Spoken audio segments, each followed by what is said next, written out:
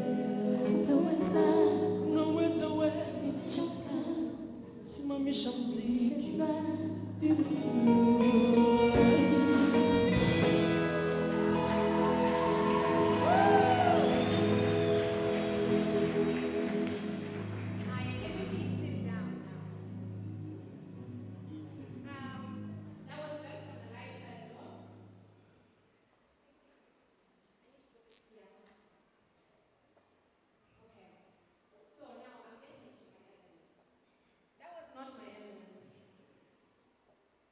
So, there's this question ELF has asked me about my leadership journey. Where did it start? And also, what do I think ELF needs to do moving forward? My own opinions. As I always say, I think my leadership journey started when I think it was from my mother's stomach, but anyway. I think when I was 13 years old. So growing up, I always thought that I'm a rebel. I always thought that I'm always that person who wants to cause mischief. But at the age of 13, I told my late mom that, Mom, if there are two people I would want to be in this world, it would either be the late Kofi Annan or Oprah Winfrey. And the reason I say that is because at that young age, I resonated a lot with how important it is to have communication, to have inclusion, and to have a big group of people who believe in you when all the odds are against you. And so, from a very young age, I was from a blended family. For those who don't understand what that is, it means that, you know, your parents divorce, then your parents marry again, and you go with one of the parents. And I remember growing up to be very vocal. I always liked saying what I felt. I always liked saying what I needed to be done. And everywhere I went, even in school, I always liked people. I liked to be noticed. So, at a young age in our communities or in Kenya, you know, that's like, it's called Kimbelembele. But I can tell you Kimbelembele changu helped me a lot. Because if you're not forward, direct translation, a lot of doors will not open for you. If you're not willing to stand in front of people and prove to yourself that you're not making a fool out of yourself, but you're actually voicing out something very important, then a lot of doors will not open up for you. So as I grew older, I realized there's a way in which leadership was defined in Kenya. And that was gray. And when I talk about gray, I mean suits, showing up, being very straightforward, not allowing other people to give you opinions, not allowing people to correct you, always being threatened by what is around, always manning and protecting your space, and always believing that, as much as I do support the male gender, and I love you guys, but always giving a chance to the male to dictate what the other party, whether you're female or any other gender, what you should do. And growing up from a Swahili community or growing up from the coast in a marginalized community, I realized we were really comfortable with the style that was being brought to us. I realized that we were okay with being left out in educational programs that come to our side. We were okay with being defined as hawa tu wanangojea chini ya minazi ama chini ya miembe, kula maembe na kula madafu. you know? But then I kept on, something kept on ringing a bell in my head. And we have professors on that side. I made it a point to myself to invest in my education. And how was that really, how was it a given?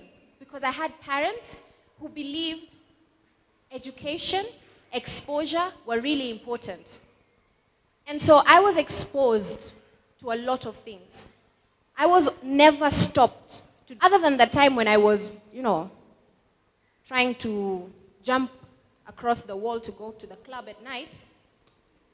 That was the only time I was stopped. But every other time, I was always encouraged to speak. Nadia, speak. Nadia, do this. Nadia, do that. And that's how I cultivated my leadership style. My leadership style is not dictative. And for those who follow me on social media or have interacted with me, you'll realize my leadership style is very open. And the reason why I do this is because, and I want all of you to learn something. In order for you to understand leadership, you have to be part of that boat. You have to be part of that class. You have to be part of that space. And you have to be part of that idea. Leadership is not a one-way road. ELF have given you a style. Now it's up to you. What type of leader do you want to be? More of us have to be in policy-making spaces. More of us have to be in private sector. More of us have to be in the community level so that we can understand how structures work in order for us to now rope in other people. What ELF, through Carol, what they have done, that's just setting the pace and setting the basis. Now it's up to each and every one of you to decide, is this something that you are willing to keep going on, even when the odds are against you? What fails us as young people in leadership is we are easily bought. And I'm not talking about political leadership. I'm talking about any type of leadership style. The reason why the female roundtables or the female organizations work is because when females sit together on a table and decide this is what we're going to do, this is what we're going to pitch, I kid you not, even if somebody will come and penetrate through, they will still move forward. Table banking works perfectly. But now when we come to youth leadership, we come together, we say we have one particular agenda, and then someone plays a divide and rule, and the organization breaks. And so what I need us to do is to look at leadership as a sustainable chain of achievement. It has to be a chain because a chain interlocks with each other in order for it to be strong. And so whether or not you're turning 10, the new cohorts will be there, or any other program that you are part of or you are in, I think we need to look at leadership in a different angle. We need to look at leadership as borderless. It's borderless. It doesn't matter which county you're from. It doesn't matter what tribe you're from. It doesn't matter what county you're from. Have a borderless ideology, one that you're ready to interlock with someone else's idea and go together and pitch.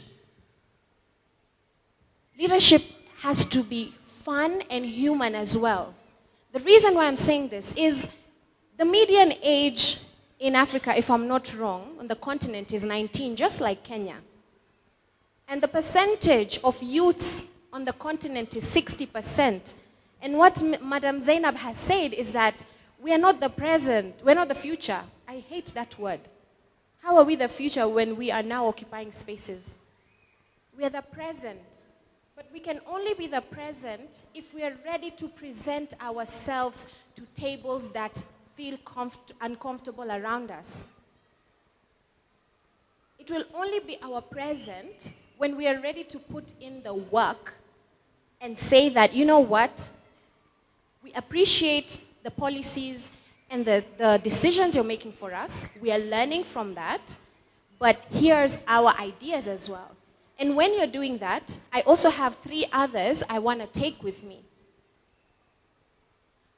I think we need to leave this whole idea of being scared of someone else or just wanting someone else who you mentor to thrive just enough for you to look good. Mentor someone so much to the point that when they go somewhere, they outshine you. And when they outshine you, that's your legacy. Leadership has to be driven by legacy. What legacy do you want to build out there? What dream are you cultivating? If you come from a place or an organization that is helping you thrive, how are you now transferring that to someone who's actually struggling? How are you using that to create a blueprint of what real African young leadership is all about? And sometimes we forget the hard work part. We see Carolyn and we see what she's done and we're like, she had it easy. You know, we see Ngatia, what he's done, and we're like, he's privileged. Yes, privilege helps. But do you think privilege actually puts you into places that open doors? You see Cynthia, she's advocating and she's out there and you feel like UNICEF just picked her out of nowhere and she just became who she is. No. It's spiritual because you invest in yourself, in your soul, in your heart, to do something not for you, but for the future that comes. And a lot of times in leadership, you'll find people who tell you that you're not doing good. I'm pretty sure Carol and the others have found that, have been told that. I've been told that when you first got appointed by the president, we thought you're intelligent, but clearly you're just a pretty face. I've been told that in very important spaces. And I just laughed it off. And I was like, well, at least my pretty face opened doors for me. No, you have to sometimes make fun out of the things people throw at you because you're not on this earth, or you're not a leader to be liked. You're not a change maker to be liked. I'm pretty sure out of 100 people here, the percentage, maybe only like 2% will be like, yeah, she's actually there because of merit. Everyone else has questions. And I don't care. And that's what leadership should be about. Focusing on the cause. Focusing on representing a cause. You know, ELF, if someone is joining or if others are joining, you have to also identify what exactly it is that makes you tick. What makes you tick? You have a purpose. Does each and every one of you have a purpose? And I'm not only talking about young people. I'm talking about everyone. Do you have a purpose, or do you just wake up in the morning and say, I have to pay bills? Which is a purpose as well, to pay bills. Because it's hard out there.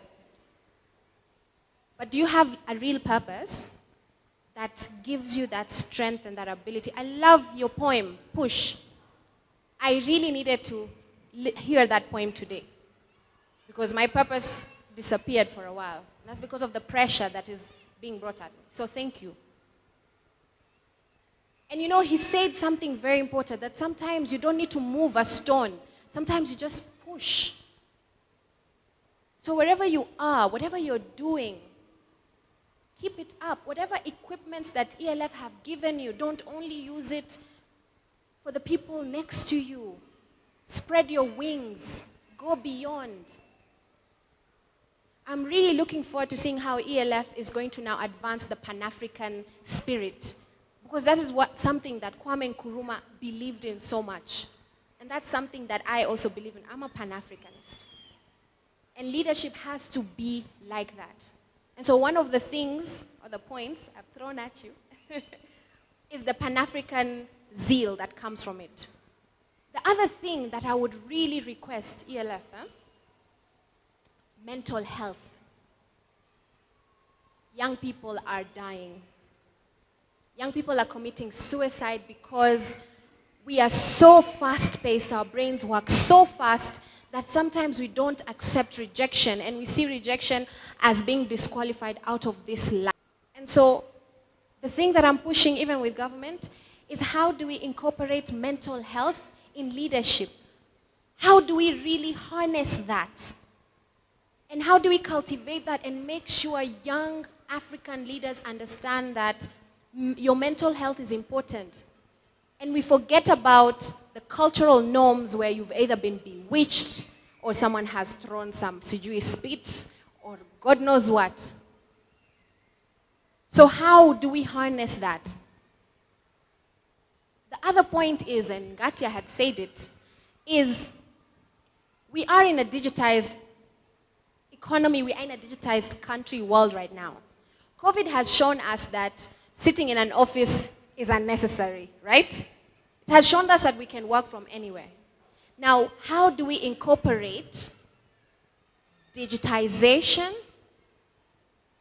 How do we incorporate big data? And how do we incorporate everything that you need to know in innovation into leadership?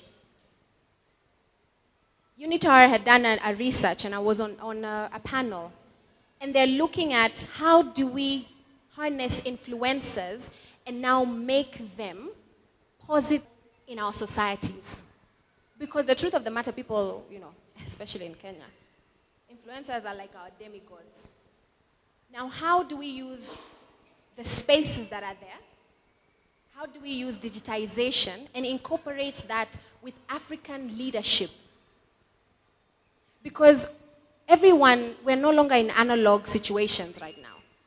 How do you incorporate the two and make sure that a leader is also well-versed with the different things that are happening in technology, in innovation? How do you become an innovative leader?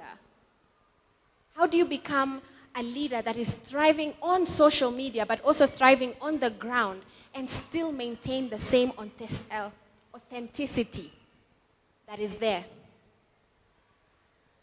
And the fourth thing, that's the last one, don't worry, Carol, I'm not giving you a lot. The fourth thing is, we see leadership as the end goal. We only validify political leaders. Now, as ELF, what else, what other mainstream, or what other streams are you roping in to change or influence, not change, influence the mindset of leaders to understand that leadership is beyond what our founding fathers have taught us? Because that is something we need to scrape out. How do we scrape that out and turn our founding fathers' foundation into something positive, something sustainable, something achievable? Because the goal is to achieve, right? To achieve, to influence, to participate, to diverse, and to show up. And so those are the things that I would love to see now going forward. Because those are the things that are working out. And you talked about agriculture. It's something that I feel like, I don't know how you're going to talk to your board, but you guys need to incorporate that back again, because let me tell you, unemployment is high and land is there. Climate change is happening and it's affecting our food systems. Now, how do we teach young people you don't need to own land, but you can actually rent land, cultivate it, plant, and sell? It's no longer about how much land you can own, because that's something that is really stopping young people. It's about how are we taking that land and just using it, and once you're done, give back the land and continue what you're doing. Okay? And so it's about that whenever you go, and Madam Zainab has said, whenever you go somewhere, please don't be apologetic. Don't be sorry about who you are. Don't explain yourself too much. Equip yourself with knowledge and just show up. You never know who's going to take you or pick you. I was just working in Mombasa with the community, doing things on gender-based violence and public speaking, and next thing you know, my life changed. And His Excellency President Uhuru Kenyatta picked me. I'm currently in transition. I don't know where I'm going, whether back in government or not. But can I tell you something? It's not making me have sleepless nights. Because it made me have sleepless nights a bit, but not a lot. And the reason why is because your network is your net worth. There's a lot that I've learned in government. There's a lot of people I've met. And so if God has said, this is my journey, now I have to move forward, you'll still see me in your screens. You'll still see me on social media, but in a different capacity. And what does that say? Leadership is transitional. You cannot be at the same place all the time. Allow others, and to the older generation, those are ones who are here or the ones listening to me, it's not bad to hold someone's hand and help them through. Even if it means it will outshine you, it's okay. You've had your time. Now pull others up, because leadership is personal. And so I hope I've spoken a bit, and I know it's not a bit, but I hope I have said stuff that resonates with you all. If it's made you angry, I'm sorry. Sometimes you have to be blunt in life. But no one is going to give you a chance. No one is going to open the door for you. And let me tell you, no one is going to move and say, please have a seat right here. Because all that has to come from you. And it only comes from you if you believe in yourself. So believe in who you are, believe in what you do, and I'll leave you with this. Never apologize for the type of leadership style you convey to other people. Because your leadership style is your footprint. And so once again, a very, very congratulations, 10th year anniversary. I hope I did you proud by speaking like this. And as you clap for me, I was requested to move over here now. So I'm guessing the board members and Carol and others are supposed to come here as well. I was an MC, by the way, back in the days. My first job, I got 2,500 shillings. I can talk. Oh, we're moving it there. Oh, sorry. Oh, thank you so much, Carol. Thank you so much. Let's appreciate Kasnadia.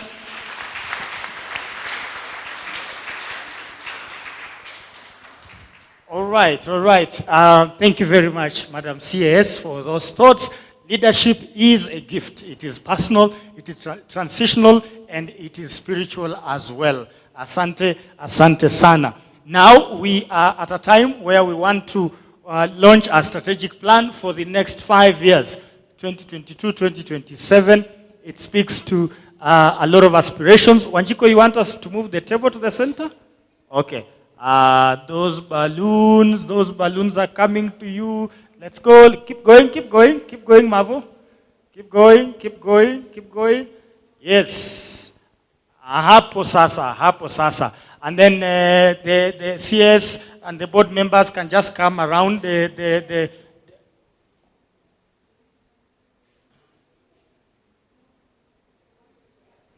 Okay. All right. So we can arrange ourselves around here. Miriam should be bringing a pair of scissors. Is it Miriam or Irene? Someone is coming with a pair of scissors. Sijui atakuwa na, lakini someone tu wanamwaura karibia hapo. Asante sana. Irene is coming with them.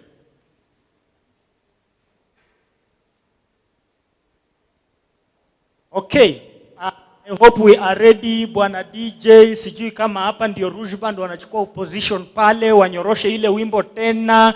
Alafu ile jamaa wa pale juu kuna kitu unafanyanga na hizo lights. Fanya vile wewe ufanya na hizo lights. Kitu kama hiyo. Wale jamaa wa kamera niko sure tuko standby. Wase wa kutweet. Before I say that, the hashtag is there and we are on Twitter at number 6. I want you to get it to number 3. So let's keep doing this thing. So let's move it from number 6 to number 3. The scissors are with Irene. She will come bring them.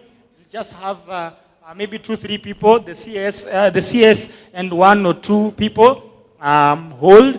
Mr. Muhammad, I have a feeling you will be part of the scissor holders or somewhere around there. Somewhere tu around. Karibia tu hapa. Mkiwa na Karen, Mwaura na Bwana Larry, karibieni tu hapo. Haya, there we go, ndio hiyo. Na bado natafuta style ya kuwafanya mkate hii kitu. Oh yes, I'm thinking of a formula, but I'm going to ask these good ladies and gentlemen to be upstanding.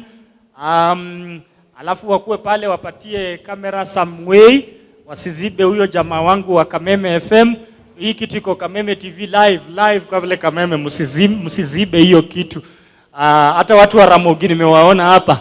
Watu wa Mlembe walikuja, Mlembe FM. Walikuja. Very nice. So, Madam CAS together with the board members, okay, it's supposed to be Cass. Okay, Cass ina sound ni sawa tu. Madam Cass. Madam Chair, unafanya nachokoza mtu ameshika makasi. We can cut it in 3 as we celebrate. In 2, 1, let's go. Inakatika. There we go. I hope hizo balloons zitarudi. Asta, go ahead. Each of you can hold one.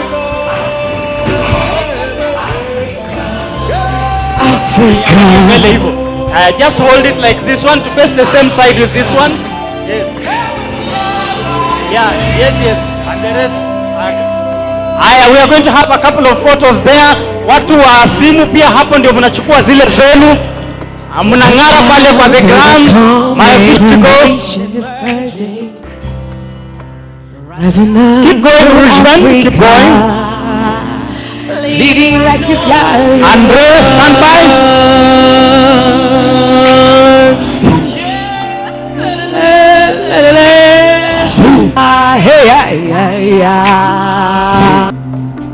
To go hard like a tidal wave. I own a prize that cannot be saved. Soaring like an eagle, roaring like a lion. Thank you. So tall, majestic, like Mount Zion. Asanteni sana. I'm ready.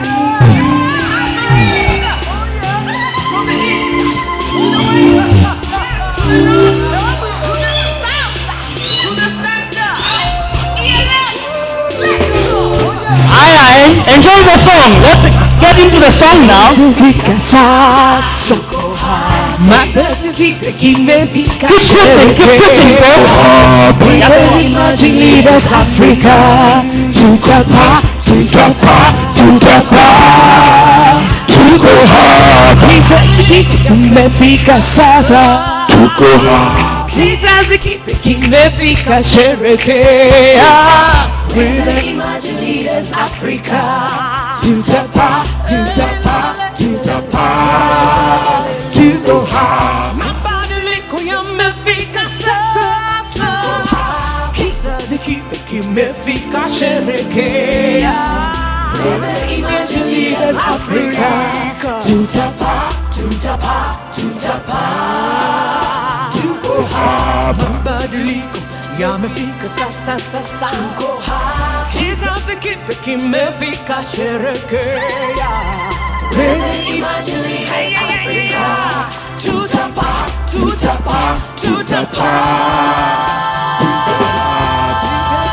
Yamefika sasa. Tuko hapa. Kizazi kimefika sherekea. We're the emerging leaders, Africa. Tutapa.